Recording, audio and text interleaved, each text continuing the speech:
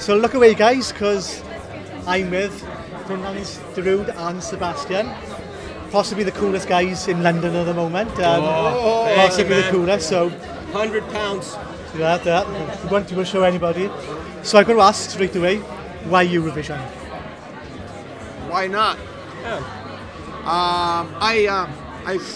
I was asked the third or fourth time now, and timing was good. I didn't have releases so that I couldn't change them and whatnot. It's a really big commitment, actually. That we sort of realized a little later on. Yeah. But like from September to May, really not fully clearing our calendar, but definitely doing adjustments. I also thought of if Eurovision is right for me. I decided I don't care if somebody thinks it's not. I thought it was right, and then I took the challenge because the head of the song contest in Finland said that I can do whatever I want. So, and that's what you like to hear. You can do what you want. Yes. That's what you like to hear. And anyway, so that was a good challenge to think of the dance music plus the pop format. Yes. And then I'd worked with him before. I asked him and a couple of others for some songs, and just to sort of clarify or explain, I told he's the only one who knew that it's going to be for Eurovision, but everybody else I told I was just asking for collaborations on a little poppier than usual Darude material. I didn't want to color anybody's ideas of that, and so that was sort of our whole theme, that we made sort of my kind of dance music with his vocals and sort of formatting it pop, but not trying to make Eurovision, but our kind of stuff. I was going to say it works really well together, both of you collaborating together. How you've obviously performed in Amsterdam.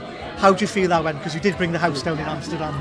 Well, thanks, man. That was how we felt as well. I think we got the energy going in the place, and it felt really good. And I love the fact that people knew the song already. So it was a really good night. Yeah, I think that Amsterdam thing, as well as tonight, very different settings, but these are the stuff that we normally do. Yeah. And so we've tried to combine the TV cameras, 5 or 15 of them, having to go by them a little bit. There's a certain kind of choreography to it, but we want the people in the place like Amsterdam or Tel Aviv to feel it, and then the camera.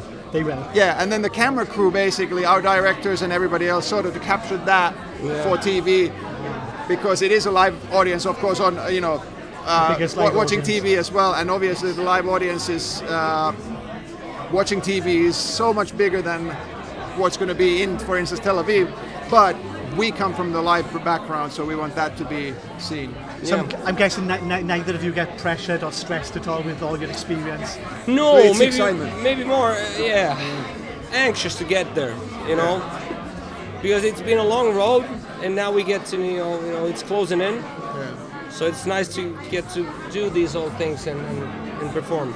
I think we both are, we've been in many a backstage room before, and it's always this sort of nervous but in a good way, energy. Like, we don't even try to say that, I'm not nervous. It's this nervousness, but in a positive way. There may be a couple of push-ups, or a couple of jumping jacks, or there may be a couple of drinks. Don't tell anybody, but like a vodka shot.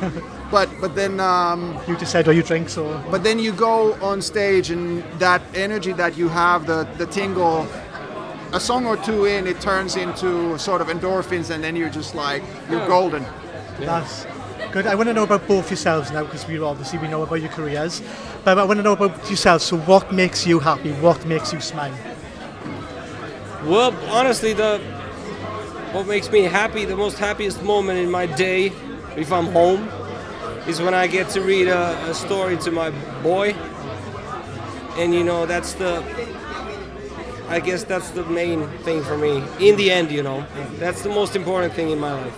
And I'm guessing your boy is going to be watching you perform in Tel Aviv. He's going to stay up late to watch you perform. If he stays up late, he's 2.5 now, so he could pass out really quickly, but let's see. He might do, knowing his dad's on the screen. So yourself? Well, I mean, for me, obviously family is the main thing, but I mean, I'll be on the music side for this one. So when you when I've done my job, when my gig is done, Yeah. I usually hang out for a little bit. I go to the audience, and hearing somebody say that my music's affected their life in any sort of way, big or small, that's so precious. No chart position, no money, nothing can beat that. Can't buy that. You Because I've had those people myself. Like I've actually was lucky enough. I've met, for instance, Faithless, Yeah. the band, Brolo and Sister Bliss and Maxi Jazz, and have been able to shake their hands and thank them because they were some of my inspirations. And now you're inspiring others yourself. So. Yeah, and it's a really cool feeling. So one last question. Finland wins the Eurovision Song Contest with your song. Biggest smile I've seen so far. What happens next? Torille. Yeah, we're gonna hit the square probably in Finland, but you know that's that could be crazy. I mean, I don't know. Then no idea what happens next. Then. Yeah. Let's just say that we haven't ruled that out, but we also haven't prepared for that. We'll see. We'll roll with it absolutely proudly, and we'll make stuff happen. That's great stuff. So guys, Finland are going to be singing in the semi-finals. You need to vote for them. We need to see Finland in the grand final, and even better, we need to see Finland win. So guys, vote for Sebastian and Darude. Good luck, Finland. Fingers crossed, guys. Yeah, thank you so much. Okay. Thank you, man. Thank you. Thank